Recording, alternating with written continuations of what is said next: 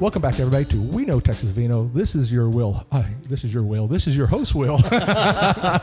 Doing their will. Yes, doing thy will. And with me today is I have my stepdad, Robert Hutch. Hey, Ben. How's it going? Welcome back. Thank you. Been a while. Yeah, it's been a while. And today we're actually coming from a really great, beautiful winery. I mean, it's absolutely a gorgeous place here, you know. I've seen pictures of it, and it's just kind of awestruck of it. And when you finally actually get to see it, it's like, oh, man, this is even better in person. But we're at William Chris Vineyard in High, Texas. And today we have Zinn Brown, and then we have the very first employee of William Chris, Carol Blackmon. Yes. Is that correct? Hello, everyone. Welcome to the show. Thank you for having us. It's such an honor to have y'all here. Real quick, before we get into anything else of the show, what are we currently drinking right now? So I poured y'all our 2024 Mary Ruth.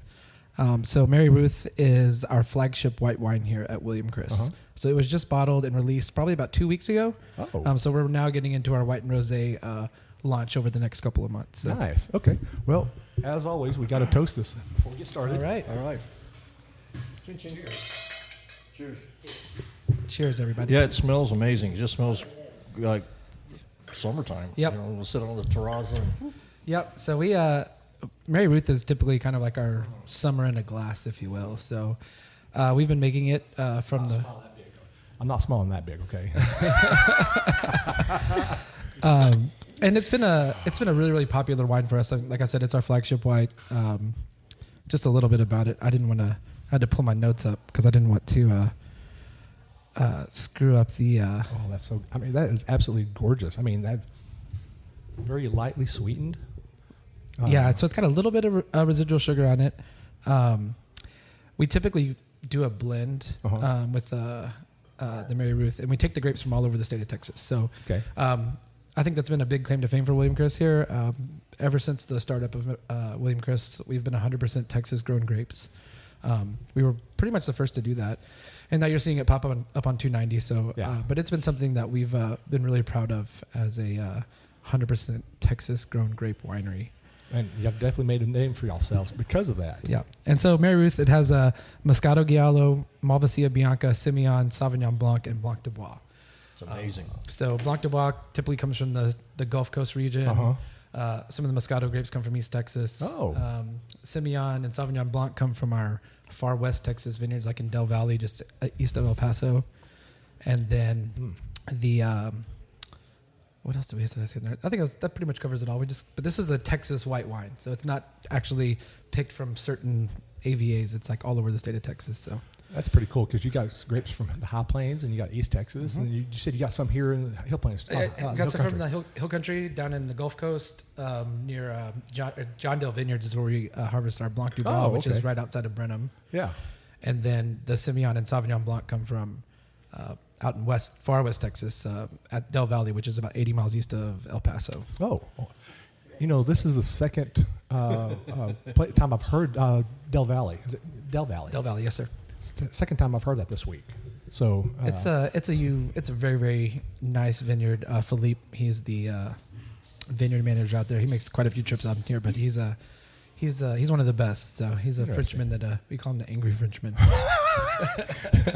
When is a Frenchman not angry? That's true. So, well, you know, I had a Chardonnay from them, and I'm trying to remember where it was at, but it was very salty. Yep. Never had a Chardonnay was salty, and it was because of the irrigation that they used. That's correct. So it's kind of crazy.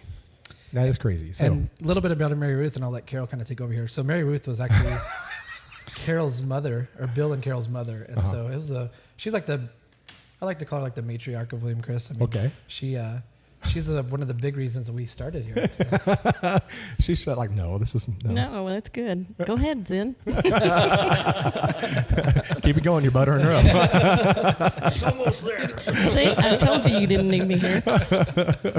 Yeah, she's William and my mother, and she was very supportive of getting Bill started in the wine industry, and he wanted to recognize her with a wine. So we've had Mary Ruth since the very beginning. Nice. That's awesome. And is it always the same varietals, or is it always different? Typically we try to keep the main varieties like Blanc de Bois, Sauvignon Blanc. Now, you know, last year's vintage we had some Malvasia Bianca. Oh. We had a couple other like Malvasia grapes, but a couple of those like sweeter. I mean, almost like they kind of give you that Moscato kind of style of wine. Those will switch, but Blanc de Bois, Sauvignon Blanc, those are typically kind of like the main drivers of this wine. So I like that you're using Blanc de Bois. I have a quick story about Blanc de Bois. It's Mother's Day at Terra Vineyards. I always have my wine on the left and my water on the right. And I've never had Blanc de Bois before Terra Vineyards. And so they brought me a glass over in a wine glass and set it down over here on my right side, which is where my water's supposed to go. And so I was reaching over to grab a glass of water, and I took a drink, and I was like, holy cow, this is the best tasting water ever. Because they had filtered it so much that it was almost as crystal clear as water. Yep. And so I was like, holy cow, this is really good. And I said, what kind of water is this? And they said, oh, that's your wine. I'm like, oh. So that was my actual first introduction to Blanc de Bois. And then there's a winery over in Stephenville, Bar Ditch Winery. Okay. She doesn't filter her Blanc de Bois. And it's like eating apricots. So it's crazy. Yeah, it kind of runs the gamut. And Blanc de Bois is definitely a white grape variety that has really kind of taken hold in Texas. So, and it's gonna be one of our first vintages. We're starting a sparkling wine program here at William Chris. We're hoping to launch our first run of sparkling wine, which is a true method champenois, not the typical like pet nat style that we've been known for. But Blanc de Bois is going to be a Blanc de Bois cuvee. And we're hoping to bottle that and have that available late this fall of 2025. So I will be down here to get a bottle. It's nice. We've invested in all the infrastructure that we need. So we've got the rack and riddle machines. We've got the disgorger. Now we've got the actual corker now. So it'll actually be a true caged cork sparkling wine here. So if it's all possible after this is done, I would like to actually see this machine. Absolutely. Because I know there's one other person here in the Hill Country that's got the same machine, and I have not been able to get back to her to see it. Yeah, absolutely. I would love to actually see this machine. Of course. So that way I can describe it better to people up in North Texas. Yeah, what it looks and like. we'd love to, after this is over, just kind of take you on a little tour, because over the last year we've grown so much. We put a new barrel room in. We've expanded our production area by almost double what we've had. So it's been a work in progress here. I know why, and we'll get to that part. I know why some of that's exploded, but we'll get to that in just a second. So real quick, let me hit up our listeners where they can find us. They can find us on Spotify, Apple Podcasts, Pandora, at We Know Texas Vino, or you can find us on YouTube now, which you'll find this video in a couple of weeks at We Know Texas Vino. Of course, you can always find us on Facebook at We Know Texas Vino. Notice I said We Know Texas Vino like 4 times in 3 seconds there. marketing. And then, of course, we have our Drink North Texas event coming up on May 31st. I will be announcing this weekend, and by the time you actually hear this episode, I've already announced it, but I'll be announcing how to get yourself some free tickets. This is going to be out at the Love Field Flight Museum. Amazing location that we're going to sit there and drink wine and look at antique airplanes. And I know my stepdad is excited about that because he's ex-Air Force. Yeah, you see him jumping up and down. So, Zinn, Carol, again, I really appreciate y'all taking your time out of your day, busy schedule, to actually sit down with us and talk. And I'm going to say William Chris has a huge legacy, and it's a huge foothold here in not just the Hill Country, but all of Texas. I mean, y'all have helped make things happen for people that can't make things happen, or if it did not say can't make things happen. Yeah. So, but first things first, I like to start with the humble beginnings of what made William and Chris decide they want to start a vineyard. So I'll take Carol, that's you. I'll take a little stab here and then let Carol kind of fill in the details. You can fill in the blanks. So Bill has been growing grapes from the mid 80s. Okay. He started his first vineyard out in the High Plains in Brownfield, but moved down here. He actually planted Granite Hill Vineyard, which was north of Fredericksburg and off of Highway 16. And coming up, I think Bill truly was he knew what the Texas grape growing industry could do, but he and Chris kind of met through their frustration with the Texas wine industry. They weren't really happy with the quality, and they were really just trying to set a benchmark, really. Because if you talk to them, I know Chris for sure. He was looking to go out to California, start making wine. he was just getting frustrated with fruits are coming in. It just the grape quality, the care of the grapes just wasn't what he thought it should be. And so he was about to like just cut bait and just take off. But he and Bill met through a mutual friend because the friend knew that, and I'll get Carol to explain that. I can't remember his name, so I don't know if Julie remembers his name. But Bill and Chris just met and kind of started talking it out. I think the story is they met over martinis, a few of them, and is that right? Yeah, kind of, sort of. I got this. So they both have a passion about growing grapes and wine, and it's about the wine. I mean, it's about the grape and where it's grown and how it's grown. And Bill is one of the premier growers in the state. And when he met Chris, and Chris had the same passion about, we got to get this state on the right track. And the industry was still relatively young. Right. And back then, we were not growing the right varieties for the right places. So it's been a long, hard road, but we're doing a lot of the right things now. And everybody kind of looks to Bill and to Chris. And I'm very proud of them. They're doing a fine job of getting Texas world class and world recognition. Right. Most definitely. Bill, I always refer to him as like the godfather of grape growing because, he's done it. If you have a question, and that's what I love about Bill. He's in my career in the wine industry and just anybody. He's like an open book. And, that guy knows more about grape growing and anything. He's forgotten more than most of the people that have back up. Those are the good people when they forget more than they know. Yeah. That's always the good people. Yeah. So it's been a fun journey. And I think to Carol's point, we talk about specifically in our tastings, we grow Texas wine. We don't make it. Right. That's where it comes. It starts in the farming, and it goes from there. So yeah, one of the things that I love listening to different winemakers, they all say it's not about what's in the production room. It all starts in the vineyard, and it starts with the soil. If you don't have good soil and you don't have good vines, you're not going to have good wine. Notice I made a rhyme there. Yeah, you got it. You got it. Well, Carol, I want to know more. Okay, how did you feel about this whole stuff, about the winemaking and grape growing? How did you feel about this? Well, I was very excited for my brother. We grew up as cotton farmers, and he's always been farming. And in the late 70s, early 80s, a lot of the cotton farmers were looking for a way to diversify.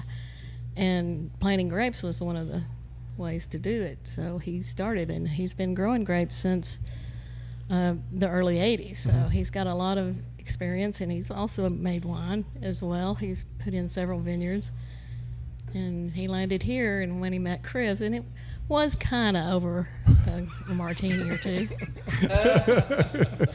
but that's when the friendship really developed, because they were both very excited about really hitting the ground and changing the image of Texas wine in general. Nice. It's always fun to hear when family gets involved with each other. Now, I know that at first you probably wasn't very excited about it. Well, I was living in the Dallas area at the time, and okay. I was there for about 23 years and patiently waiting for my brother to open up a vineyard or a winery so I could come move down here. And he did. And I've been here for, April will be 15 years that we've been open. Wow. Yeah, this all got started in 2008. Is that correct?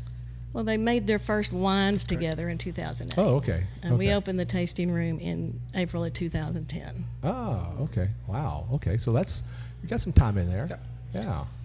Yeah, so we started off with the little farmhouse over there, and as you can see, and hopefully I'll be able to take some footage, but it's grown from just one little small tiny farmhouse to where it is today. So, and kudos to Chris and Bill for getting William Chris to where it's at. I'm not sure when you walked in, so we've been voted 3 years in a row now top 100 wineries in the world. So we're 63, by the way. 63, that's correct.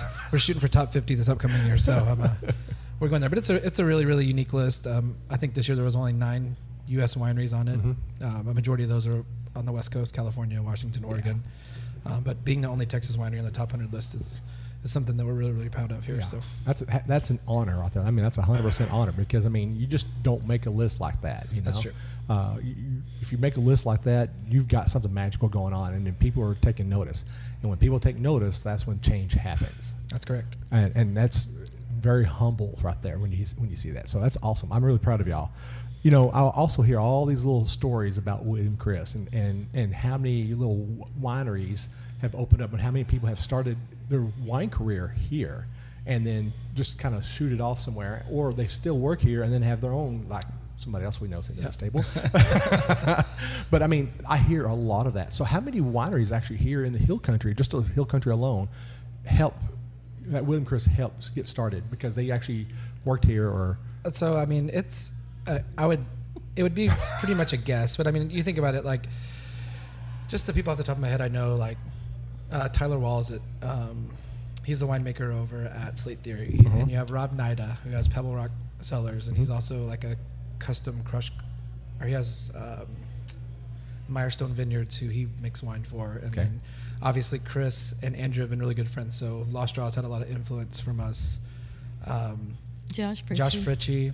I just actually talked to him. Yeah, so he was he started worked here. for us for quite a while. So I always think of, I mean, Chris and Bill both have supported every one of their employees here, and I mean, obviously they want to keep the best when they can, but I mean, they do truly enjoy seeing people like work here and then kind of take off and do their own thing. So it's been fun, and I mean, Chris and Bill have played a big part in like my winery. I'm just going to do a little plug for Bankhead up in Mineral Wells, but they were the reason that, I mean, I got that up and running, and you know, I came down here just thinking I was going to kind of intern for a little bit to get some commercial experience, and now I'm stuck here 4 years. I mean, stuck's not the word, but I mean, I've enjoyed it here so much, so it's she turned and looked at it. She goes, I can fix that for you real quick.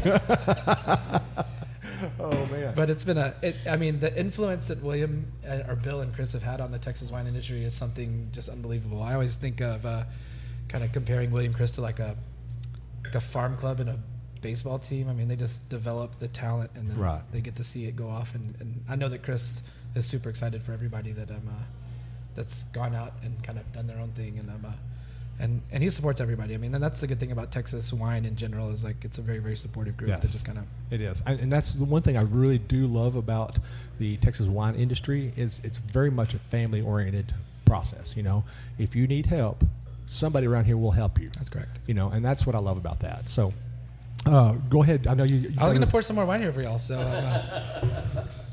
I figured we'd move into our reds. This is one of our. I pulled flagship wines for us to drink today. So. Well, we got flagships, man. I'm feeling very honored. Here's the color. Oh, wow. Oops. So, down here on the mic. Yeah. So this is our 2022 Hunter. So the first wine that Bill and Chris made was called Ashante. Hunter was the second blend that they came up with. Both of the like the labels are Bordeaux blends. So this is more of a right bank style Bordeaux blend. So this is definitely Merlot heavy. It's got Malbec and Cabernet Sauvignon as well. So and this actually comes from the Hunter Vineyard, which was, and I can let Carol kind of take onto this too, but this was like basically the second vineyard that Bill ever planted up in the High Plains. So You know what? I'm going to throw myself on the grenade, just save everybody from that. So just slide that over here. That is really deep. I mean, it's just hard to describe the taste in there. It's unbelievable. It has this. So I always think when you compare the Ashante and the Hunter, like Ashante is like your big dinner night wine. Hunter is the after dinner wine where you just get to hang out and you have a little glass around the fire, or, you know, whatever else. So it's just a really, really nice, easy drinking wine. Has a lot of fruit forwardness to it because of the Merlot, and it's just got this really nice round, soft tannins that just got to it. So it's just a nice. Steak night. That's exactly right. Steak is what you'd have. So. Steak night. Well, I'm gonna let Robert finish off because I mean, I'm. So tell us more about this. Oh, well, his first vineyard that he planted in '83 was on our farm just north of Lubbock. And a couple of years later, some friends of my parents, Eunice and Jack Hunter, wanted a vineyard because, you know, everybody was trying to diversify back there and quit planting cotton. So he planted a little 10 acres there in Terry County and, of course, named it the Hunter Vineyard. And in the beginning, it was just Cabernet Sauvignon. Bill is a big fan of Cabernet Sauvignon, and he's very good at growing it, too. So now, since then, after all these years, we've had to take the Cabernet out, and it's all Merlot now. and the Malbec will come from a vineyard across the street. So it's still right there in that same general area of Terry County, where the Enchante that Zinn had mentioned, that's all hill country. So it's interesting to taste the difference in hill country, kind of the Bordeaux varieties, and the hill country blends. So this is 100% High Plains. So this comes from the Brownfield, Terry County area. Okay. And I will say this: there's a lot of complexity there. I taste it, I feel it, I get excited. I mean, there's not a lot of wines that I get excited when I drink it, but that one gets me excited. I'm like, okay, yeah, like you said, sit by a fireplace. You know, you just kind of like, you want to sit there, you want to enjoy the night. You know, just shoot the breeze with everybody. Don't share the bottle, because some people, I'm not going to point no fingers at nobody. Bottles will just disappear. Remember, there's 4 pointing back up. So that is awesome that y'all are doing this. I mean, it's just I read a lot online, but you get so much online. You don't get the deeper stories like we're getting right here. So, and actually, one of the questions I was going to ask here is y'all use a lot of old world style techniques for making wine. we do that. Tony, our head winemaker, which I was trying, and he may make a stop by later, or definitely I'll introduce you once we go over and take a look over in the barrel room. But he is, well, coming from Bill and Chris, that was kind of their way. And then Tony kind of like just inherited that, and he does a lot of like minimal intervention. We always like to think of, we don't like to throw out like old world, new world style wines, but I mean, if you were to take techniques that we use in the production facility, it's definitely an older world style of winemaking. And I do truly believe that that's what sets William Chris apart from a lot of places. We make our wines to be drank when we release them, but I mean, the quality and the craftsmanship that Tony and Chris, along with our winemaking consultant Jean Hoflager, we really focus on unique like winemaking techniques to help the age worthiness of the wine, and it's not just kind of like a, hey, we bottled it, let's get it out and let's get Right. It's wine that you can definitely enjoy now, but we want it to be something that you can kind of take in, lay down, and then enjoy it later on. So, and that's something that Texas is actually starting to get really good with now. Is I know 10 years ago, 15 years ago, Texas wines, aging at 5 years, you're pressing your luck at that point. And now, Texas wines is getting where you can age 10, 15, Absolutely. 20 years. In fact, actually, I drank 2 bottles in the last 4 months that are 10 plus years old. And the taste of them at that point right there was so amazing. And you're sitting there thinking to yourself, like, how did this happen? How did you accomplish this where it can age and actually still be very fruit forward or very fruity or just very drinkable? Because, some wines, if you age it, it might be vinegar. yeah, it's true. So it's awesome that you're leading the way on that. It's definitely something that we're proud of, and it's something that we're just hoping to continue as we move along this process. Like Carol said, Texas has been growing grapes, and we've been a part of the wine industry for quite a while. But over the last 10 years, you've really seen the quality exponentially go up. Yep. And that took us a while. Like Carol said, a lot of things about we were growing maybe not the right grape varieties. I think along 20, 25 years ago, everybody thought Texas was more like Texas wine. It was like a novelty product. Right. But now it's getting to a point where it's like serious wine drinkers can come down here and enjoy some really, really high quality wine. So Yep. it's been nice to be on the ride that we're on because it's only going to it's only going up from here, and the education aspect of it with the university programs and whatnot. We're growing our own winemakers now instead of shipping them in and whatnot and stuff. So You need to quit looking at my notes here,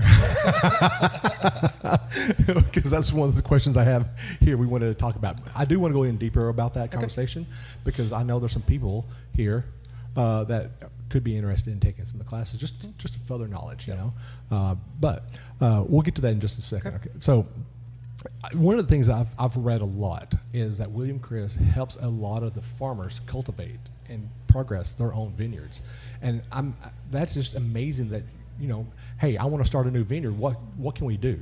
And they come to William and they say, hey, should I call him Bill or should I call him William? Yeah, should I be more professional and call him William? Either way. Or Will? I've never. I've always called him Bill all the time. So. Hey, you know what? I hate being called Bill because that's my dad's name. So people come to Bill and say, "Hey, I want to start a vineyard." Does he go out there and he sits down and say, "Hey, let's look at your soil. Let's test your soil. What can you grow here? What can you not grow here?" I mean, how does he do that process? I mean, you just don't walk out there and say, "Yeah, you can't do one here." Well, years and years of experience also, because sometimes he can just walk out on site and go, "Yeah, no." You know, it's about airflow. It's about the lay of the land. It's about, yes, the quality of the soil. A lot of things are involved in that. But, yes, him and Chris both have been consulting even before they were actually William Chris. Mm-hmm. Together they were doing a lot of consulting. And then Bill has continued doing even consulting till today with, how your pruning techniques, your spacing, and all those things that you need to know. Right. And Bill's done a great job of creating a team that we have now that still goes out and helps. It may not be Bill at some point in time, but we have Tate Gregory, we have Rob Strain. These are our vineyard managers now that work with us. And so just the educational part and the just training the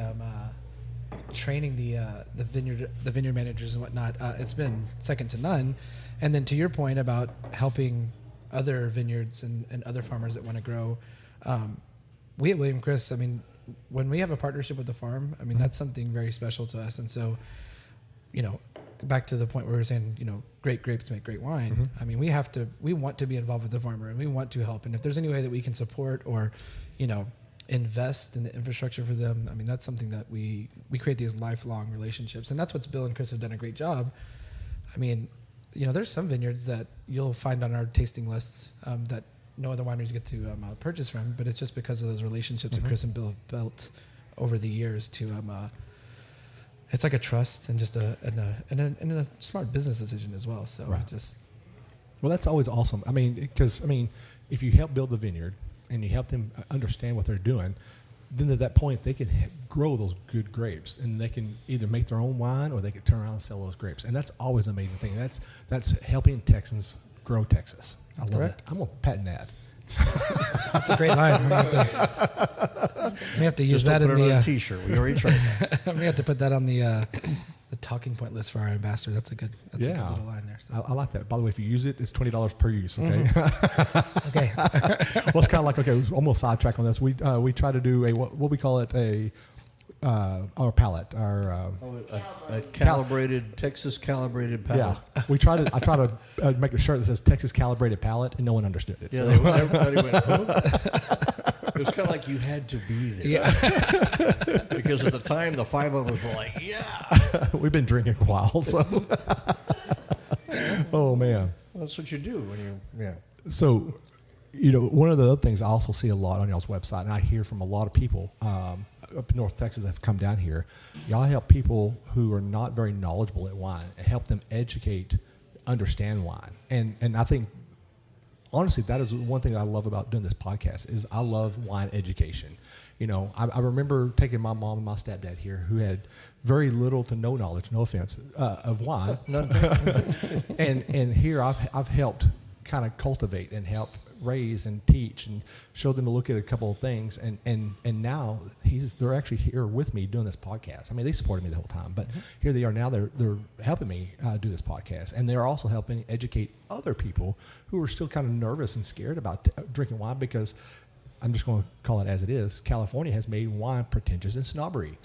If you don't know, 100% agreed. If you don't know wine, you don't know how to drink it, and people don't. Exactly, the pinky finger goes up, and so it makes people not want to drink it. They'll drink the sweet stuff, and I don't have nothing wrong with the sweet stuff. It's good every once in a while. I like to say I'm a sweet guy, but not a sweet guy. Mm-hmm. But okay. Yep. Will, also society. There are actually two takes on wine. It's the snobby side, and then it's the guy staggering down the road on a dark night side. And like you said, our friends, oh, what did you do this weekend? Oh, well, this week, well, what kind of wine you want? It's always the same. So my wife's come up with the idea. Glenda's come up with the idea. She tells them, pick a wine that you like, or learn to like it, go everywhere, because everybody's going to have that particular, try it, then use their advice, because there's education out there. It's great. You go to all these places because they're proud of their product, so they want you, and they're not going to steer you. Once they kind of get to know you, they're going to steer you in the direction. What do you like today? What do you go for? And case in point, I was always a dry guy. Now I'm kind of leaning towards sweets. She was the opposite. Mm-hmm. So we'll go someplace now, and it's like I'm doing her order, and she's doing my order, and that's how it goes. Yeah. And Will brought us in, met great people like yourselves, and we're learning more and more, not only just the process and the family, but why they taste like that. Mm-hmm. Absolutely. It's the educational part is the big part for us, right, here at William Chris. And it's truly, to your point of like, sometimes wine gets a bad rap for being kind of like uppity. But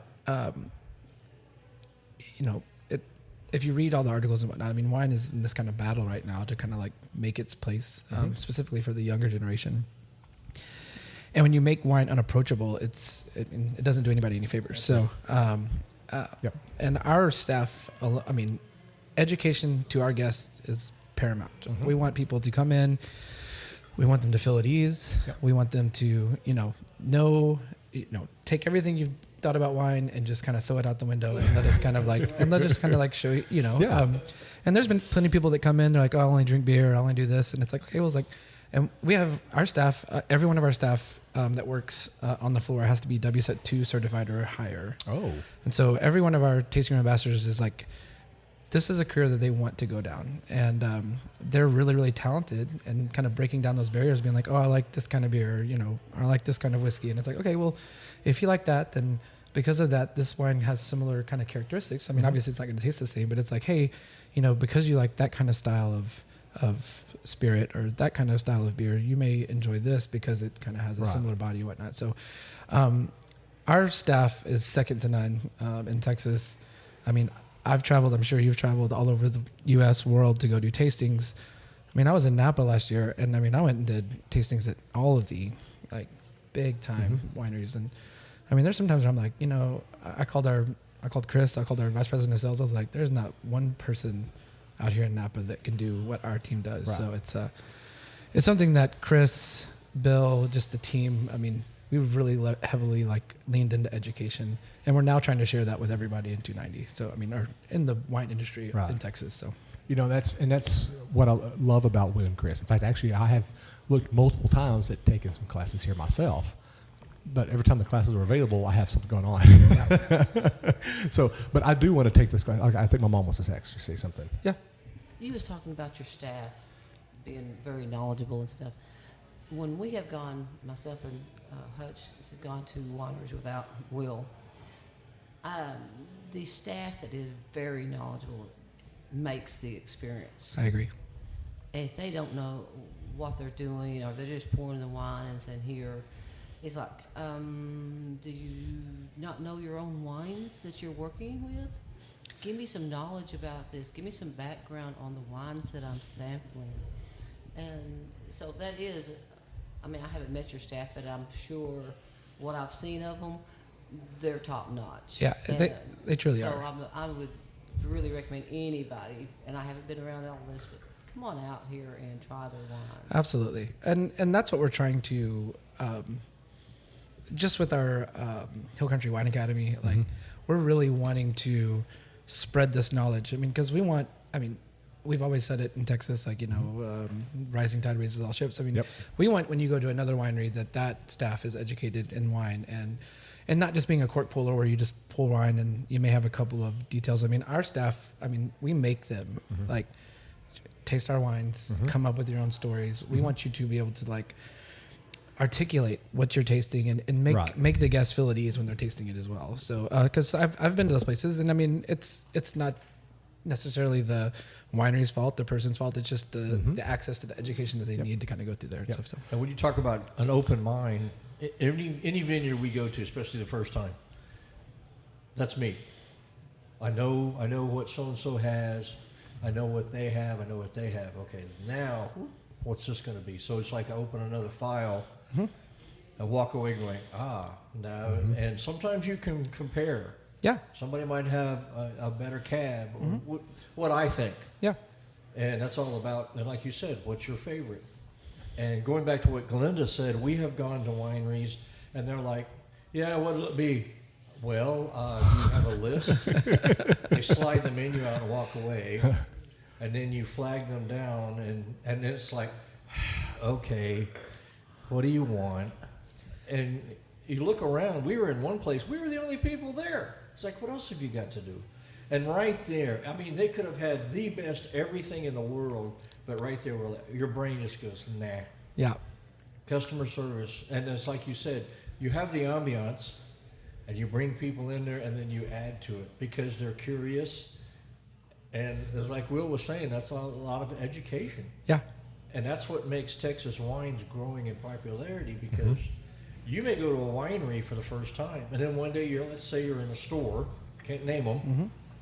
I was there, but I didn't try that one. Ooh. Yep. Exactly. Yeah. And it goes from there, and it just spreads like wildfire.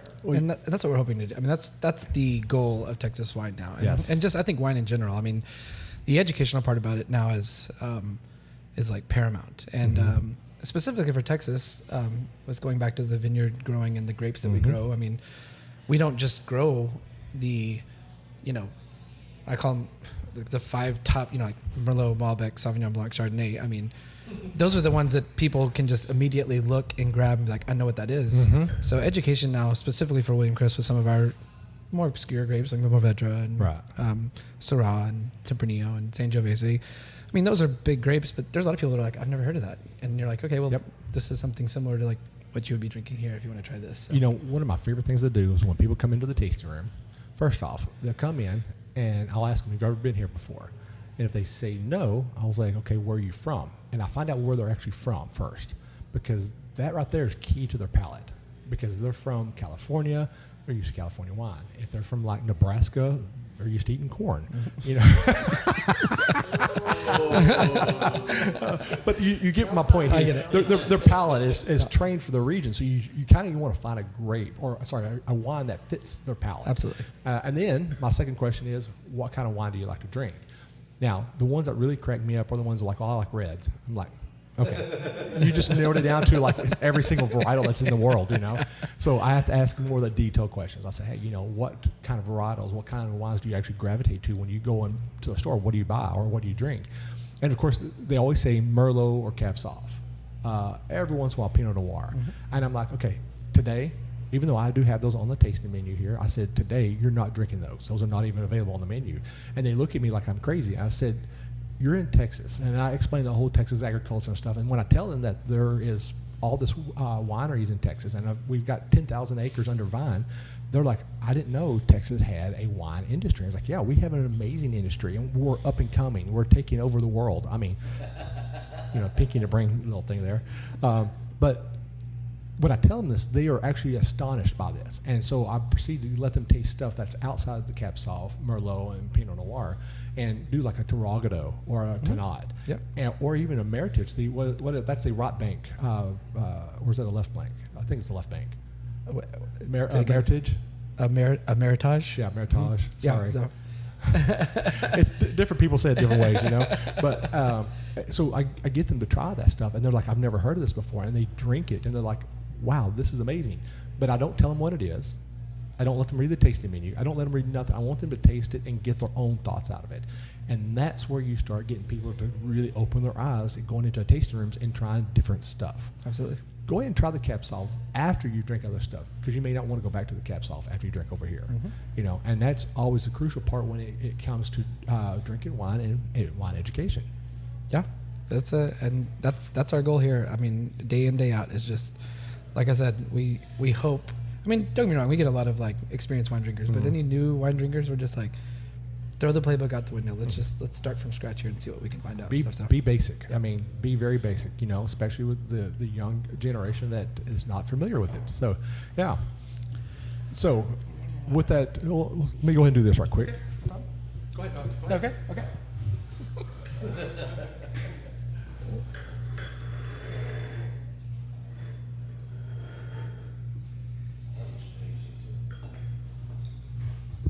So a little quick funny story here. You're dribbling all over the I table. know. Please don't tell our educational director that I just did that. So I've done this now every time I've been down here. So when I work at the winery, I keep a towel on my belt loop. Absolutely. Because it's very professional. Be able to, if you make a spill, you can pull it off real quick, wipe the bottle down, wipe the glass down, wipe everything down. And 3 times now you spilled, and I reached over for my belt loop to try to grab my towel. I usually have one as well in my back pocket. But that is definitely not my best pours there. And when Kelsey listens to this, I'm sorry, because she would be very, very unhappy with that service right there. So she's going to take you out back and whip you. So go ahead. So just a little bit about the wine. This is our newest flagship. So we just released this wine. You're one of the first people to try this. So we have 4 releases a year at William Chris. In the past, we've done Ashante, Hunter, Artist Blend. Those are like our 3 main flagships that we have. But we've made it a big push this year to have a flagship for each release that we do. And this one's known as Wine Grower's Wife. And so this is in like Chris wanted to create a label for his wife, who's helped him or supported him throughout his career in the wine industry. So we call this our Super Texan, like instead of Super Tuscan. So this is and I'm going to get this right too, but this is Sangiovese. Let me double check my notes here so I get this right. Sangiovese, Mourvèdre, Cabernet, Sanso, and Tannat. So, like, when you get over there in the Italian countryside, and they have Super Tuscans where they blend Sangiovese with Cabernet, this is kind of our take on that. And so, really, really, and this is going to be one of our most popular wines, I think. It's got a really, really nice flavor. Sangiovese is probably my favorite grape. And it is definitely a grape variety that grows really well here in Texas. And it's very underrated, too. It is. Very underrated. And so this is really, really fruity. This almost has like this is a dry red wine, but it's so fruity and fruit forward. It almost has like this sweet characteristic to it. So when we pour this we just poured it for our members this last weekend. They use the phrase jammy. Yeah, it's jammy. That's for sure jammy. Well, I was going to say it's very jammy. I mean, I've got a big old huge jammy right in the middle. It reminds me of kind of getting like a cherry fruit chew, and you're just kind of like, it just kind of like creates that kind of, yeah. So, and a little bit about the Wine Grower's Wife. We have the labels have little love notes. Chris and Catherine, throughout their courtship and whatnot, have always been big like little note. They write little notes to each other during the morning or afternoon. And so we took a few of their notes and like put them on the label from like to and from each other. And then going forward now, as we continue this flagship, we're gonna allow members to like write letters to us, and then we'll start putting like the little notes saying, it could be something else. It could be something just lovey-dovey. It could just be thank you for what you do. So it's something special for us at William and Chris. So. That adds more family to it. That's too, exactly. The note that he was talking about on this bottle is, "You are the best thing that ever happened to me. See you tonight." Is that just not the sweetest thing? Put right up next to the, turn the bottle around so it faces the camera up there.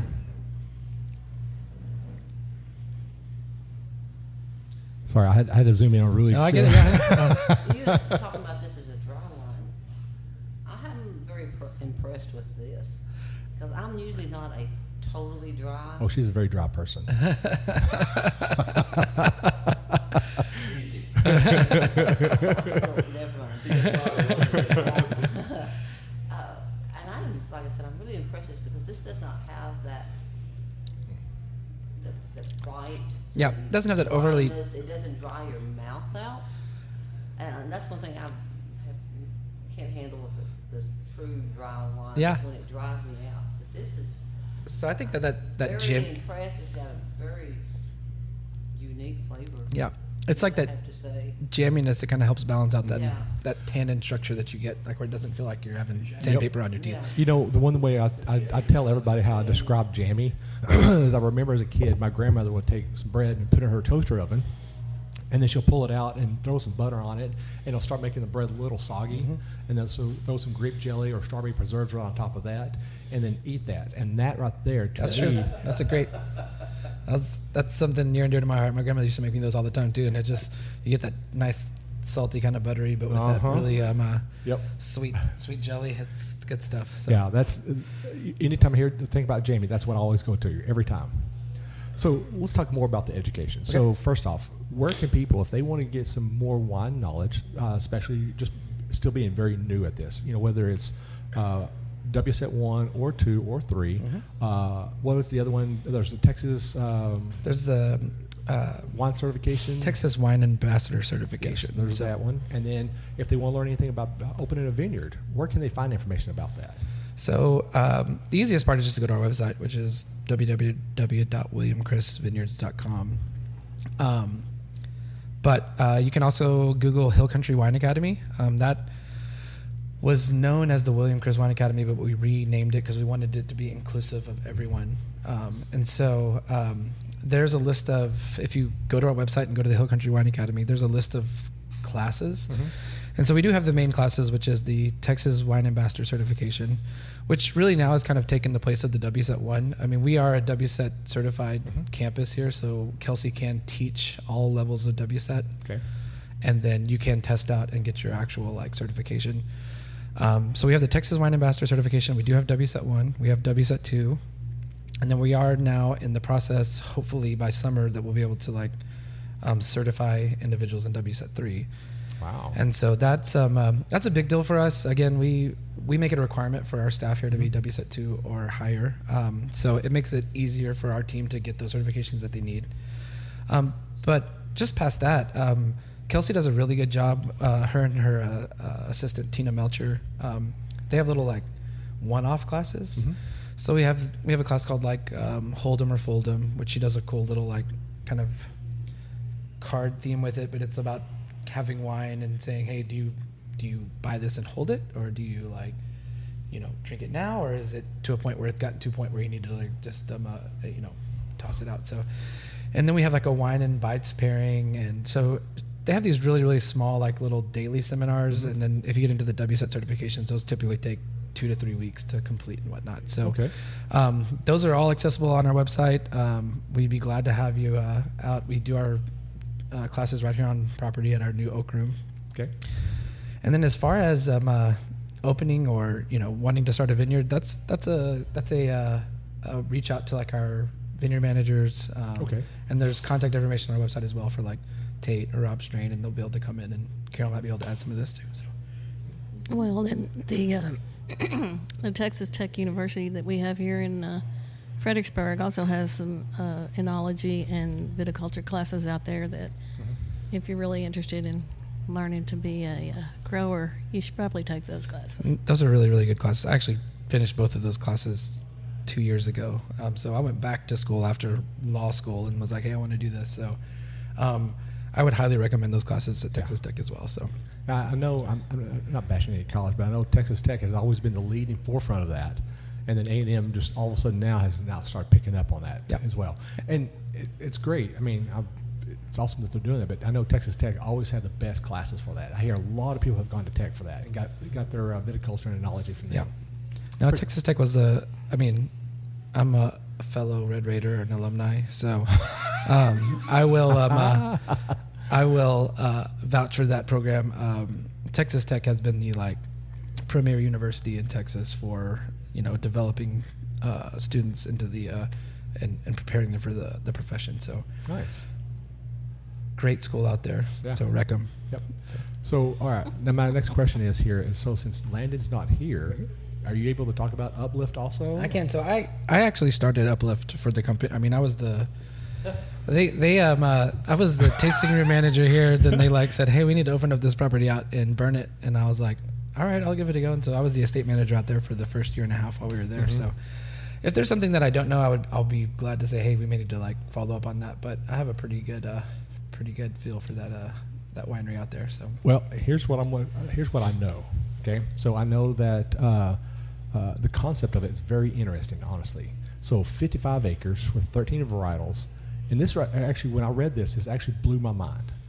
You only use 10% of the grapes from the vineyard. That is correct for the Uplift brand. So like you said, we purchased So the original name of the vineyard was Hoover Valley Vineyard. Okay. And you will find wine on 290 now. If you ever go to like Siboney or Ab Astris, you'll see some labels that have Hoover Valley Vineyards. We purchased that back in 2021. And when we purchased it, we switched the name over to Uplift Vineyard. And we did that because it sits on the Llano Uplift, Right. which is a billion-year-old geological structure. It's like a big granite dome. Mm-hmm. So if you ever been to Enchanted Rock, basically think of Enchanted Rock but underground. So okay. highly granitic soil out there, completely different from here in the Pedernales River or Pedernales River Valley, or Pedernales River Basin. And I won't go too far into that, but that's the reason we called it the Uplift Vineyard. It's a 55-acre vineyard. It's a beautiful vineyard. If you get a chance to go out there, it's second to none in Texas. And we started that. We wanted the vineyard because it allowed us to like increase our crop sizes to pull in grapes for all of our brands. But the Uplift brand itself takes 10% of the grapes from out there and produces their wine for that specific brand. So it's very, very limited. I think the past couple of years they've done probably 1,500 cases of wine. Wow. So it is a unique label brand for us because that wine comes specifically from that one vineyard. Whereas here at William Chris, we pull grapes from all over the state of Texas. So truly a unique experience, a unique wine, and it's one that we're really, really proud of. So. Well, first off, I want to know, so y'all get the best of the best of the best fruit, So y'all hand harvest that whole thing to... So we do, for Uplift, it's typically hand harvested for Uplift. Okay. And that's because Claire, she's our head winemaker out there. She's also a winemaker here, but she takes over that brand. She gets to go out and kind of get first pick. I mean, I don't want everyone to say it's like she gets first pick and typically it's going to be some of the like blocks that she likes and she feels like it's going to meet her program that year. Okay. But every one of the grapes we get out there, we make some unbelievable wine here at William Chris as well with it. But yeah, it's 10%, it's handpicked. And we handpick it because she gets to go out and kind of like, hey, I want block A, which could be a Mourvèdre block, and I want rows 3 through 8, and I want vines 15 through 60. Oh, wow. And so she can go out and be really, really precise on what she wants. And then the rest of it we typically machine harvest because that vineyard was set up specifically for like machine harvesting. Okay. So for us, we machine harvest for the grapes that we get, but she does get kind of like and if we can machine harvest for her, we will. But again, she can really dial it in how she wants it, and it makes it a little bit more difficult to be like, oh, let's turn the tractor on. No, let's turn it off. And kind of like. I mean, that's fair. That's actually amazing that she. Did you want to add something? Oh, okay. Yeah, like you just want to add something. I was going to let you add it. I mean, it's amazing that she's able to go out there and look at the grapes. I mean, first off, as we always said, the best wines come from the vineyard. You're starting at the vineyard.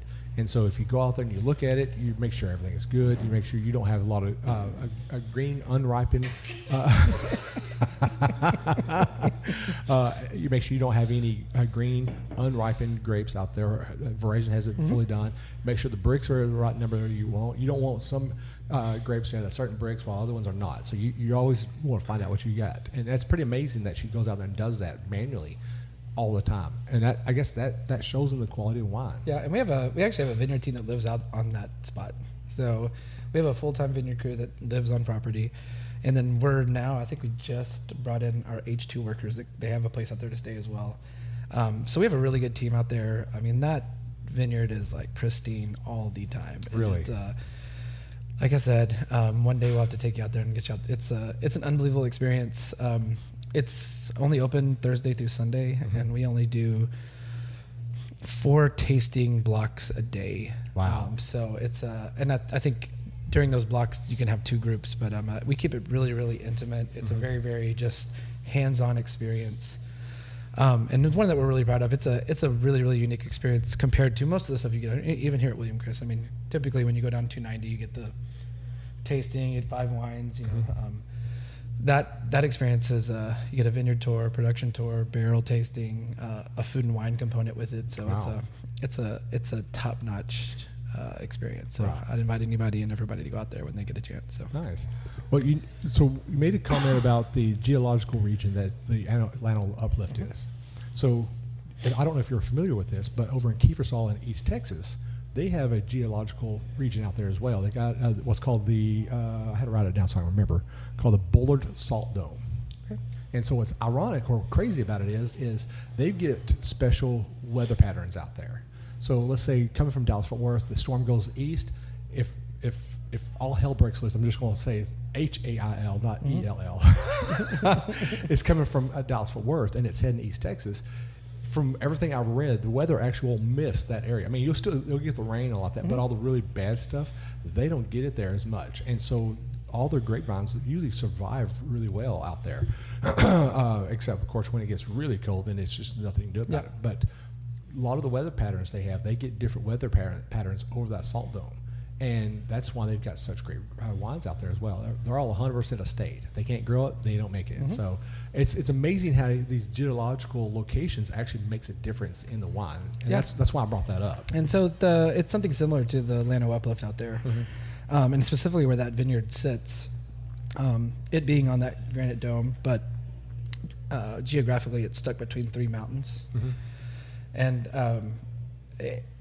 knock on wood, I mean, we haven't had a severe weather event out there, because typically if there's a terrible storm coming through here and, goes through Johnson City or maybe even Marble Falls, it actually kind of splits and then kind of regroups. So we've had minimal weather impact out there, if you will. I mean, now there's still occasional like hailstorms, but they're not as severe as you would typically see somewhere else. So truly unique vineyard, smack dab there on the like the river runs right south of it or west of it, and then it's right there by the Lake LBJ. So it's a beautiful piece of property. So nice.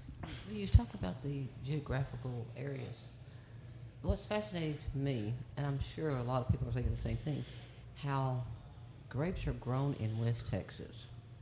Now, if you're from Texas, you know that West Texas is extremely dry. It is. And most people think that grapes need a lot of moisture. And in East Texas, it has its own little, because we do get moisture, because we're from East Texas, we do get moisture when West Texas doesn't, Northwest Texas, West Texas. And we get moisture when a lot of times even the hill country doesn't. So it's really fascinating how these grapes can grow in different regions of our great state. Yep. And can produce such phenomenal tasting wine. Agreed. And it's fun because Texas is so large that we actually, I mean, it's a great little study because, I mean, you basically have like 4 different kind of styles or areas of different weather, temperature, climate, I mean, whatever you want to call it. So, no, it's unique. And to be able to, the profile of the wines that come from different areas and regions, it's unbelievable. So, it's unique. Texas is just one of those, just unique areas for grape growing. And, it's just fun to see kind of how it's going and whatnot. So, now, long before we got into the wine thing, I was looking at a map of the aquifers in Texas. Now, I've been in San Antonio most of my life, so you've got the Edwards down in there and all that. So I was reading this. I found this map from A&M. Excuse me. So I'm going through this map trying to expand it and find our house. And we live in East Texas. And there's actually 2 aquifers under our property. One closer to the surface naturally. And it was about that time that we found out how moisture-laden our soil is. And it's just, once again, we're talking about the climate, what can we plant there. So going back to what she was talking about, the moisture, one of the things in East Texas is the diseases. Yep. Totally different than that. In fact, it's kind of weird because when we talk to other winemakers and we tell them where we're from, they kind of go, and they put up the cross. That's because, true. Oh my, nothing's going to go down there. That's the plague down there. But there are some absolutely that grow there. It's just what works. That's right. And then taking that to the next level, and what can I do with this? What can we do with this? Yep. And that's the great thing about this whole industry is it's not cut and dry, thou shalt. Absolutely. And I think it's fun to see the new grape varieties or, different hybrid grapes that are being produced to withstand some of those pressures that we have. So, far west Texas, with you saying it's dry, I mean, we typically don't have to worry about too many disease pressures out there. I mean, there's other things that we have to worry about. And, when you get closer to the hill country, it gets a little bit more humid. So you have to worry about other kind of diseases that can affect the vines themselves. And then when you get in far east Texas, I mean, absolutely. And that's why you typically Pierce see disease runs rampant out there. Yeah, that's why you typically see like Blanc de Bois or Black Spanish and stuff like that. So it's been really, really fun. And I think collectively over this whole conversation is just really Texas finding that out and really knowing and having the know-how now being like, this is what works here. This is what works here. And then that's how you get to that high quality grapes. It's all about the pioneers who first did that trick and said, you know what? We're going to grow grapes here. Oh, yeah, we can't do that here. Yeah. Let's find something else. Exactly. A lot of trial and error. So. Oh, yeah, a lot of it. So, talking about and I'm probably going to jump around on this a little bit. So, one of the things that I actually found very interesting that y'all do here when y'all make y'all's wine is y'all use concrete tanks. You do? I've had some mixed emotions about this, okay? And I'm just going to be honest with you. Concrete, for me to think about using concrete tanks to actually ferment wine in, it makes me think about having a dirty road. I like how you snickered at me there. But as a young winemaker myself, I'm enthused and excited and curious about amphoras. So I decided to look up, is an amphora same as a concrete tank? And it's not. They're two totally different things. And that really piqued my interest even more. And so my curiosity is why did y'all decide to do some stainless steel tanks, some barrels, and some concrete tanks? So it's all about the blending really now, right? And so the structure of a wine. And we have a lot of guests that come out when we take them on tours of the production area. And they're like, same question, like what's the difference and whatnot? So I've learned a lot of this from Tony and Claire and Chris. But, if you put like our different fermentation tanks and aging tanks on like a spectrum, let's put oak tanks over here on the far left. I mean, it provides the most oxidation, right? Like, oak tanks breathe, so you get a little bit more oxygen on the wine. And then you have stainless steel. I mean, once you seal that tank, there's any oxidation on it. So, and then concrete kind of falls somewhere in the middle. While the concrete tanks are not like porous where they're like breathing, concrete just by nature has like little pockets of like oxygen in it, so you get this little like micro oxidation on it.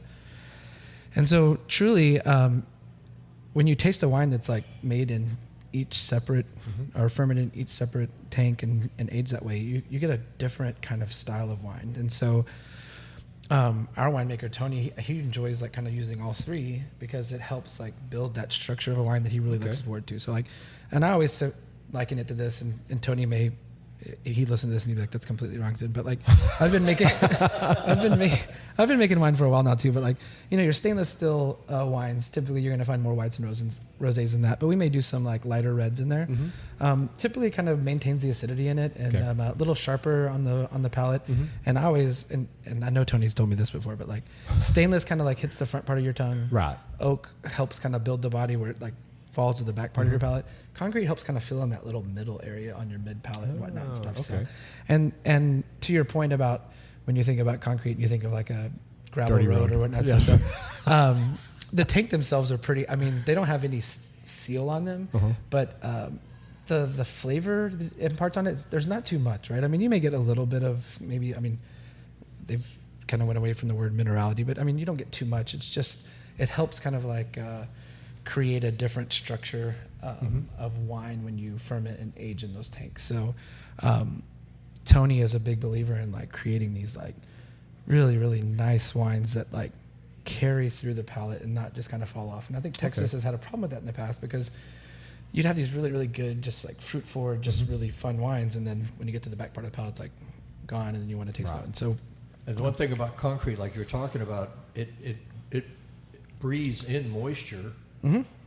And then when the temperatures change, it'll push that moisture back out, well as concrete continues to generate heat, as it's always curing itself because it gets wet. Then it has to go through the curing process. So all that adds to what's Absolutely. going on inside of it. Absolutely. I mean, that's fantastic. And I do think that, to your point, I think William Chris was one of the first wineries to implement concrete tanks. That's why I brought it up, because y'all are. So we have when we go over to the production area later, you'll see like we started off with like the little Mork and Mindy egg looking. Yeah, like the one that's right out there. Because that's kind of comical because he made that comment. Need to put a speaker in. Yeah. But we now have like concrete tanks that look like oak tanks. Okay. And so they're really unique, and it's something that we pride ourselves on. Again, William Chris, we've always tried to like push that envelope and be like disruptors of the wine industry here. So it's something that we tried, and I think now that you'll see a lot more of it up and down 290. So Who gets inside of those things and clean them after you finish? So I've worked over in the production facility with Tony and them. We typically have like a little machine that does that, but there are some. Okay. We have a couple of people that are small enough that they can kind of like get in. It's not me. I'm not getting in that tank and trying to slide in there and do that. So you have a Roomba and you just let it Have you check on it later. Ding. Have you? Did you ever see the episode of Dirty Jobs where Mike Rowe gets into Yes. one of the tanks there and he got stuck in Yeah. there? No, it happens, and you'd be surprised how many people here in our little what vanity one out here that's just kind of for show. I mean, the kids love it because they get in like screaming it and kind of echoes. But we'll get a couple of the adults at the end of the day that try to like slide in there, and then it's always comical Kinda to like see Winnie them. the Pooh? Yeah, trying to see them kind of like slide back out. And, they got like people like holding their legs. You know what you should do? Is you set a camera up right there and live stream it. That'd be a great idea. That would be great. You sit there, and then you can go on there during the time frame, because during live streaming, you go there and edit some of those out and have the blooper reel. Yeah. especially when you have the bachelorette parties out here that are doing that. I bet that's even funnier. People can watch baby eagles born. I mean, Yeah, that's right. turn it into the egg. Oh my gosh, that's great.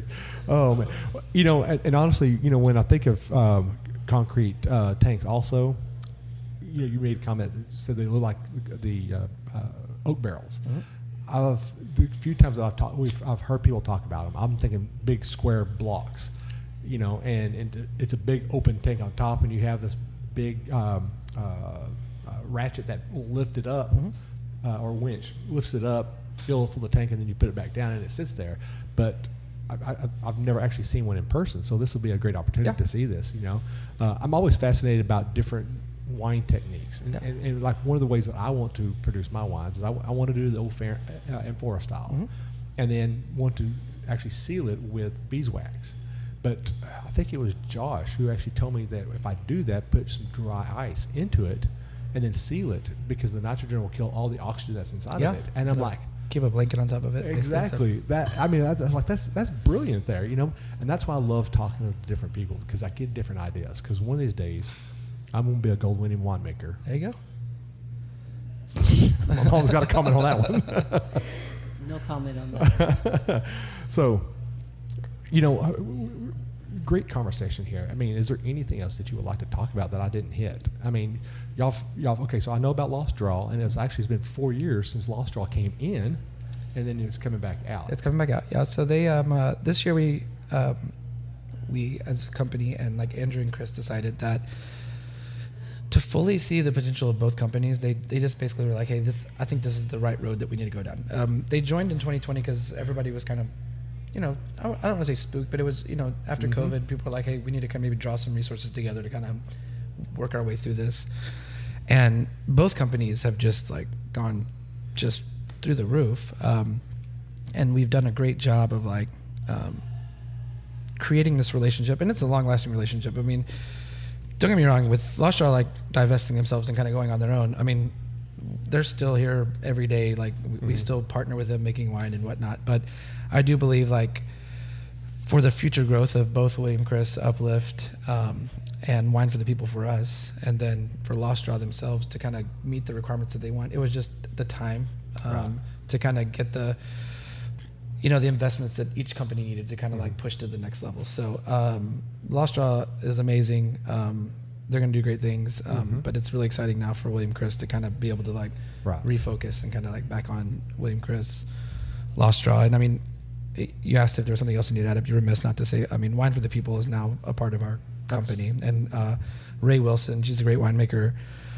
She's actually doing a residency here on property right now where we're doing tastings for her, and she has her brand La Valentia. So that's another great brand if you see out on the shops or whatnot, to take a bottle and have a drink of that. So Well, that's what I was about to ask. How many brands did y'all have here? Because I saw on the website We the People on there, and then I saw Uplift, and there was one other one I saw, and I didn't look at it fast. So it's William Chris, Uplift, Wine for the People. We also have Skeleton Key, That's it. Growers Project, and Sway Rosé, which is our Oh. Yes We Can. It's like our canned wine. So. Okay, nice. What I was going to say, this kind of goes back with the education, because we're playing the roulette wheel here on subjects. That is so fascinating about going back to your concrete aging barrels.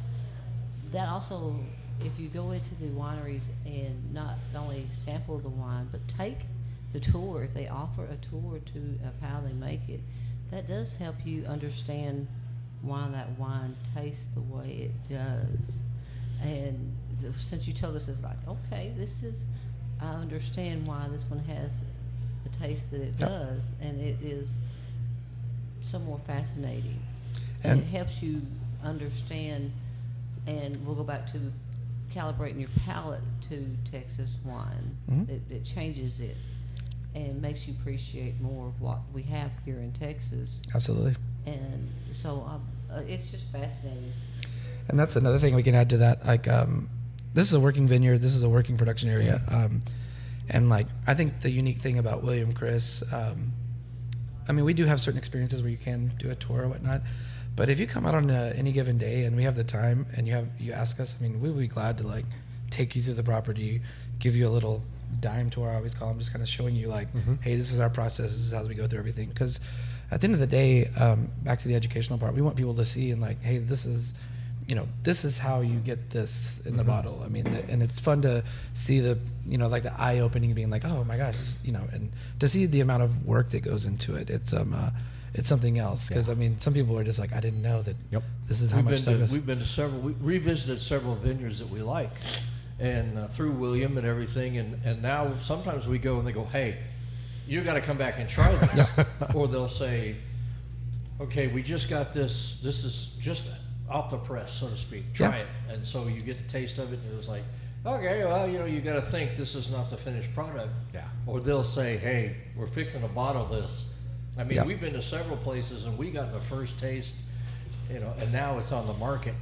And so you kind of walk out going, yeah. I think that's fun. I think it's fun to see our members and guests that are able to like be a part of that, because I do like specifically when the harvest starts, and you get to take people over and be like, okay, look here, take a glass, and you'll still have like grape skins and stuff, and you'll drink it, and you're like, hey, this is the juice that's about to turn into this, and then you can kind of taste it through the process, and it really gives you that educational component where you're like, man, I can't believe this turned into this. And it even gets even better when we do our harvest days out here, and we allow members and guests to come on and help us like harvest it. We'll do a certain blocks that we'll let people come and hand harvest, and it's fun for them because they're like, they'll pick last year, and then they'll come back in 2 years and be like, hey, I was here when we like picked all those grapes and whatnot. So it makes it really, really personal at that level. So. And when a vineyard does what you're talking about, they're showing off their kids. That's right. I mean, they're bragging. Yeah, that's right. Exactly. This, this is my daughter. She did this, or my son did that. So check it out. And they're standing there. And what I really like is we're pretty novice in this whole thing. But when we go to these places, we feel honored. And then whomever is giving us a sample is waiting. Yeah. Oh, you won't my uneducated low man opinion? It's fantastic. Yeah. Are they going to put that on the bottle? No, but they desire that feedback. Yeah, and it humbles us, but at the same time it makes us feel good. And then the next time we go back and visit, there we go again. It's like going to go see family again. Yeah, and I think that's like where we get to the point now where like the true like next hump that we have to get over as a sorry, I'm waving my hands. No, it's okay. Well, I have a story to tell you after all this is done, so we'll wait till it's all done, then I'll tell you a story. But it's like the next little part. I mean, consumers these days, it's a different kind of demographic, right? And the experience and the experiential nature of like doing something is what really draws people in and like creates a moment and gets that attachment that you want now. Because there's so many wineries now. It's something you have to Yes. like set apart and be like, hey, I've been to William Chris and this is what they do, and it made me feel this way, and it's something that we're proud of here. So. You know, starting getting into the wine industry myself, 2 years ago, I went and harvested out at the edge of the lake, my very first harvest, okay? So I'm very proud of myself. I got my own nice little pruners, and I get out there, and I'm sitting there pruning Grenache, and, I'm doing a pretty good job. I'm filling the buckets up fast enough, and I'm like, okay, you know what? I'm feeling very comfortable in myself. I put my AirPods in my ear. I'm sitting there cutting, right across my finger right here. Yeah, that'll happen. And it's comical as Chris Brundrett, the winemaker, he goes, I knew you were going to be the first person to cut yourself this year. I'm like, well, thanks for the vote of confidence there. But, it's funny is I didn't realize how sharp those things were. Oh, yeah. Man, those things they'll cut you pretty quick if you're not careful. Yeah. And so, yeah. It's always fun harvesting. I enjoy doing it. I've harvested this last year at RK also. Cool. So I did 3 days worth of harvest. Got up at like 6 in the morning and harvest till noontime, and then turned around and actually put it on the shaker deck and was going through the mog trying to get all the good stuff out. Cool. And keep the good stuff in and then get the bad stuff out. Like snake skins and spiders and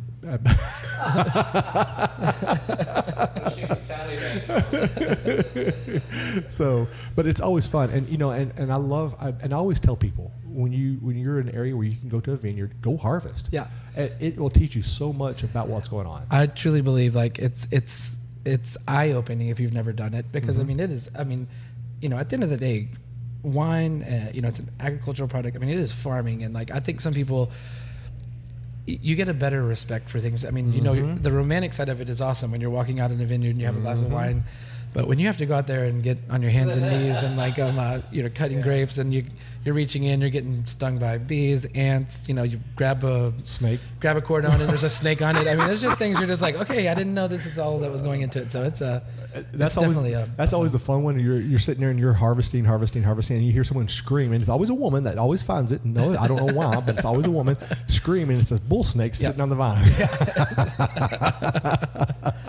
It's never a guy that finds it. It's always a woman. So, yeah. Well, is there anything else you want to talk about? Is there any topics that we didn't touch on you want to hit on? William Chris is a vast community here. They have provided a service within the Texas industry that has just surpassed everything. Oh, there is one thing I want to talk about. Let's talk about Japan. Okay, that's actually there's one topic I want to talk about. It's spot on right now. That's why Chris couldn't join us today. He's actually over in Japan right now, and he is at I would be lying to you right now. Whatever the symposium / wine expo that he's at, he's been going to for a few years now, and now we are actually. I think we're the first Texas winery that has actually exported wine to Japan now. And he has taken a few other wineries over with him this time. I think Ben Calais went with him, and Ron Yates went as well, because they're trying. That's why I couldn't get a hold of Ron Yates. Yeah, and so they're trying to build up this exposure now, and so I think we're in 3 different countries right now. We're in Japan, Mexico, and I can't remember the European country right now, but that's like a big Germany. So. Wow! And so that's Germany. That's impressive. And so we're trying to get that out, and that's the next big step for Texas wine, just in general, right? Is one, we're the acreage you'd spoken to, we're up to like 10,000 yielding acres now. But as we continue to grow our supply, to truly make a name for ourselves and like get out there. I think we've done it in the U.S. and I think we've done it in the world, obviously, with the 100 best wineries in the world, but. To get our product into other people's hands and letting them try it. That's what Chris and Joe Burns, our director of wholesale, is out doing right now, and they'll be in Japan for the next 2 weeks. Nice. And that's awesome, because the story I heard. Okay, so correct me if I'm wrong on this story. So I heard that William Chris went out to some sort of festival in Japan, brought a whole bunch of Texas wines to some sort of Texas event that was going there. Because from what I understand, Japan loves Texas culture. They do. And there was a line, and he sold out of every bit of the wine that was there. That is right. That was truly the first installment of Texas wine over in Japan. And then after that first year, Chris kind of got connected with the right people that he needed to over there as far as like distributors went out and like, hey, you should come over and showcase your wine at this expo. And he's been doing that the last 2 years. And like now we're just trying to continue to like get a stronger foothold over there so we can share that wine. And so it's been quite successful. I mean, specifically for just like one single vineyard to try to like, or one single winery trying to go over there, but we're now kind of going as a co-op now to kind of go over Collective, there. yeah, good collective. Yeah. Well, you know, if y'all need a bodyguard or security, I know a guy. I've been trying to get on that trip for a while now. Because they always get to do the fun, you know, they do the wine stuff, which is fun, but then Chris will go over there, and I think he snowboards and skis for like a week while he's over there, and so it's So, a funny story about Japan. So, when I used to work for AIG years ago, which is kind of weird, Japan was behind in technology over there for servers and stuff, for Citrix servers. So, we were taking our team of guys here from Texas and sending them over there and working on it, and getting them the servers updated and getting them moved on to a new environment and stuff. And my bosses were going over there and playing Mario Kart in town, dressed up like the Mario Brothers and doing like the Mario Kart stuff downtown. And I'm like, when are y'all going to send me? So it's that's definitely on our list for continue to grow. So I'm sorry. Do you take samples? We do. How do you get through customs? So this is like a long. This is a long process where they're shipping wine over and getting all that ready. Like it's actually sent over prior to them getting over there and whatnot and stuff. So you follow the chain. Yeah, we're not rolling in with like a suitcase full of wine and whatnot. It's actually getting sent over there. So yeah. Yeah, or you sure you don't just slip them a 20? Yeah, that's another thing that goes word. So. Do you have anything to declare? I declare I had a good time. Yeah. But, man. But yeah, that's another big step for us too because you know, Chris trying to get. I mean, he wants Texas to be on the world map, right? I think the rule for WSET is you have to be distributed in 5 different countries to actually get a little spot in their WSET workbooks. Oh. So we're 2 away now, trying to get to that point. You know, you can count California. Well, actually, anything outside of Texas is a country. That's true. So, you know, everything's so awesome, Zinn. Thank you for you know, talking about everything that William Chris does. Carol, it's an honor to have you sitting right here. Well, thank you. You know, I know you said you didn't want to do this because you was nervous. Well, you don't have to broadcast that. Thank you. Edit. Well, I mean, but you know, it's funny because everybody says, "Well, I don't want to do this. I don't want to do this." And actually, a funny story about that is Christy and Andrew over at Lonesome Vine in Montague. She's like, well, I'm not going to talk. I'm going to let him do all the talking. She capitalized the conversation 90% of the time. Well, with Zinn, you can tell he's a lawyer. Yeah, that's true. I get that a lot around here. So. Well, legally, you can't do that, but if I turn my back. Oh, that's awesome. I'd like to say one thing before we kind of close out. Yeah. Just for all the listeners, I mean, we'd love to have you down here at William Chris. I wanted to kind of go through we have 4 different experiences down here. We have our member tastings, we have our estate room tastings, we have our reserve tastings, and then we also have our chef's tables. So we have a lot to offer down here, and we would enjoy any and all of your listeners to come down. And if they need to, they can just give a shout to us down here through the concierge line, go through the website, or I'll give you my personal information, and they can always just shoot me a message, and I can always take care of people and stuff. Awesome. So. Well, that was my next thing is how can our listeners find y'all? Well, I just jumped ahead then. You're just reading your mind. You need to quite look at my notes. I know, man. I don't know how like that. So, well, I'll tell you what we're going to do is we're going to take a small break. Okay. Just kind of get up and stretch our legs a little bit, and then we're going to come back and do a little small educational thing. Okay. Perfect. And we talked about this right before we started here. Because a lot of William Chris stuff with the uplift and all that, y'all do a lot of estate stuff, and a lot of people don't understand what does an estate mean, and what does it mean about the wine? How does it make it different from anything else? So we're going to talk about that, and then we'll come back in just a few moments. Hi, this is Eric Byer of Old Vine, Texas, a new winery tasting room featuring 100% Texas wines from wineries all over the state. We are located in Mansfield, Texas, inside of Ancora Event Center on Broad Street. We have weekly tastings, charcuterie board to enjoy, live music, and a new wine club. Go visit our website at oldvinetexas.com to sign up for our newsletter and learn more. Or you can find us on Facebook and Instagram at Old Vine, Texas. We'll see you soon. Welcome back, everybody, to We Know Texas Vino. We're out here at William Chris, and I've got two amazing people out here, or actually three amazing people. I was looking over here, okay? So I've got Carol and Zinn over here from William Chris, and I've got my stepdad Robert over here, a.k.a. Hutch. Had a really great conversation. William Chris is such an amazing vineyard and winery, and if you have not come out here, if you're not seen it, come out here and do it. Get a good experience. You will not leave here unhappy about this, or you'll leave drunk, one of the two. One of the two. So education, we talked about education earlier in the show, and I believe education is vital to the Texas wine industry, because we have so many people here in Texas that don't understand wine. And as we said earlier in the show, is that wine has become pretentious and snobbery, and I'm trying one person at a time to change that feeling. A lot of people come into the tasting room and ask all kinds of different questions, and one of them made a comment of like, why do you call a bottle of wine a state and another one not a state? And so I was like, okay, well, that would actually be a great little education topic. So of course, when you start looking into things to kind of get a little bit educated, you start going into a rabbit hole, and you're like, okay, well, crap, how does this going to work? So I found two really interesting parts of an estate, and one of them I didn't even know this. So let me first start off what it says about estate, and then actually estate bottled, two totally different things, and then we'll spin off of that. Okay. So estate isn't a legal regulated term in the United States, so savvy marketers might use it regardless of who farmed what. But a similar phrase, estate bottled, is legally protected. Estate bottled is defined by law. The wine must have been made and bottled by the producer and the winery from where the grapes are grown at, and owned and controlled by the producer. That is within the same viticulture area as the winery.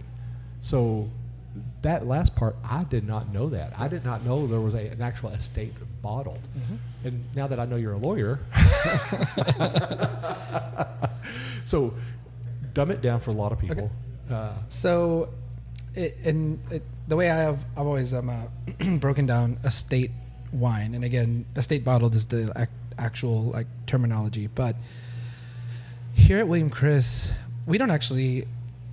I want to say that we probably have two estate bottled wines, truly, and then Uplift. Once they get their bottling line, mm-hmm. they'll be able to label every one of their wines estate bottled. Okay. So basically, the way it works is, for you to actually estate bottle a wine, the vineyard has to be in a federally designated area, which is an AVA. Mm-hmm. So right now in Texas, we have 8. Yeah. So here at William Chris, because we have the William Chris vineyard here, we have 100% Tanata estate here. So we farm the grapes here, we harvest the grapes here. They take about a 500-foot truck drive over to the production facility. Mm-hmm. It is fermented, and then we have a bottling line on site. Okay. So because we do that, our high estate Tanat could be labeled an estate bottled wine for William Chris. Now, Uplift is a little different because every one of their wines is made from 100% grapes grown on the Uplift vineyard. The only problem we have over there right now is, one, we don't have a bottling line, mm-hmm. and two, the Llano Uplift has not been federally certified yet as an AVA. So it does get a little kind of murky there, because you will see certain wineries that'll have a state wine on it and whatnot. But for it to actually be estate bottled, the grapes have to be grown in an AVA. It has to be farmed, or the property has to be owned by the company, mm-hmm. and then it has to be fermented on property and then bottled on property as well. Mm-hmm. So that is how you hit the check marks for an estate bottled wine. Okay. And again, like I said, I have a lot of people that come in and they see these bottles that says estate on it. You never see them say estate bottled, but you just see one that says estate on it. And so it's people ask these questions, and you have to come up with these answers. Don't just grab something out of the air and make something up. Actually be honest about it, So I always knew that estate means grown on property, but mm-hmm. I didn't realize that estate bottled is 100% on the property. From the harvesting, the grape production, the harvesting, the production, and actually the bottling mm-hmm. of it. Great to know. I did not know that. Yeah, and so, and don't get me wrong, there's nothing, I have no problem with people labeling estate, because truly, if you see an estate wine somewhere on 290, truly that is a special wine to them, because it's actually coming from their property or their vineyard and whatnot. Mm-hmm. So it is something that, it's something to be proud of, but to get that true certified estate bottled wine, it does have to hit all 4 of those requirements to be an estate bottled wine. So Okay. Well, yeah. See, I mean, it's a pretty simple little education stuff, you know. Yeah. You know, and like I said, this is what I love doing. I love bringing education. I want people to understand and learn. So, again, Zinn, Carol, thank you very much for having us here. Real quick, I want to hit our sponsors. Hold on. I think somebody wants to speak something. I know this was supposed to be the educational, Yes, it is.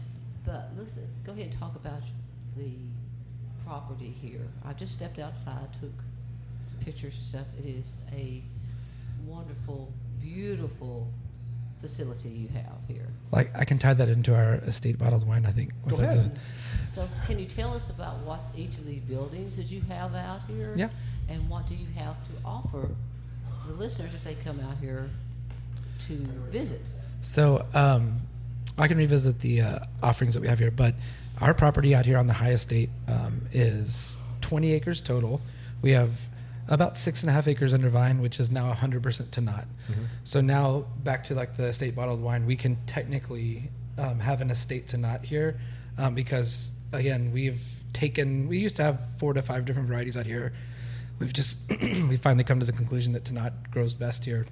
Mm-hmm. So any high estate to not wine that you get here truly meets the definition of estate bottled wine here. So aside from the vineyard itself, we have our High Society Member Lounge, which is what we're in right now. We have our, we just renamed it. It's our Welcome Center, but it's called the Highway House.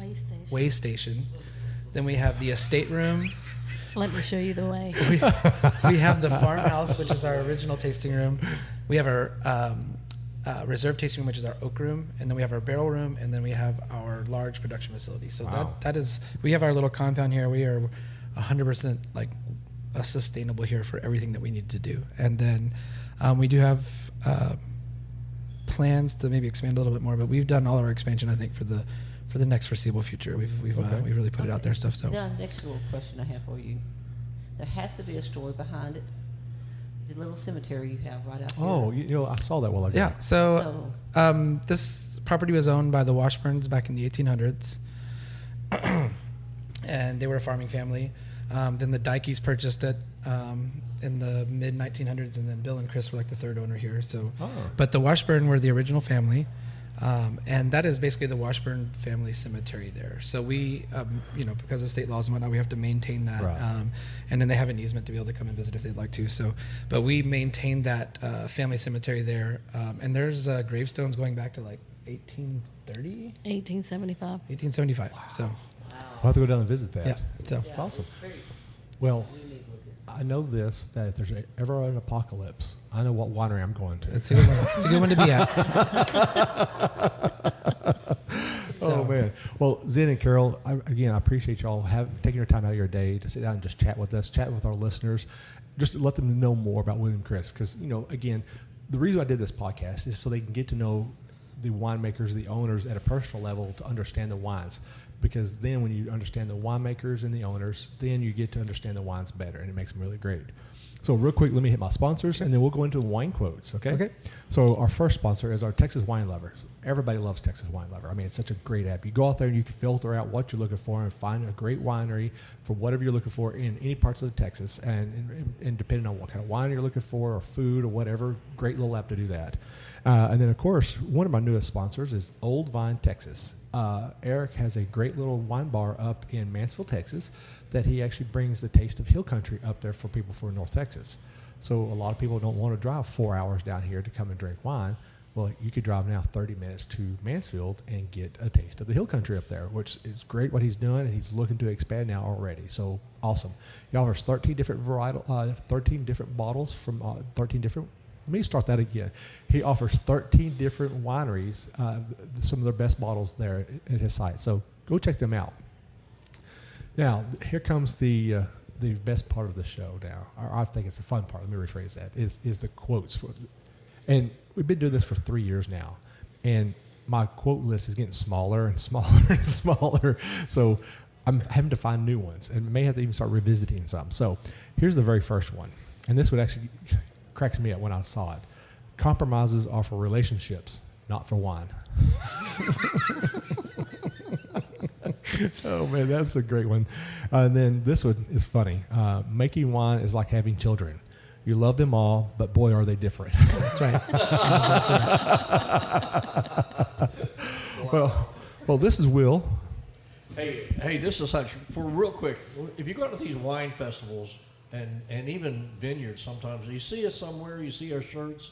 Hey, stop up, say hi, give Will a compliment on the post, and on the whole podcast thing, because we love doing this and we do it. Once again, Will has said it. It's education. It's a great family out here at Texas Wines, and we're just glad to be here. Glad to be down in this part of the world, and we love Hill Country. Yeah. So here we go. Yeah. Well, with all that being said, this is We Know Texas Vino. Cheers. Thank you. Cheers. Cheers.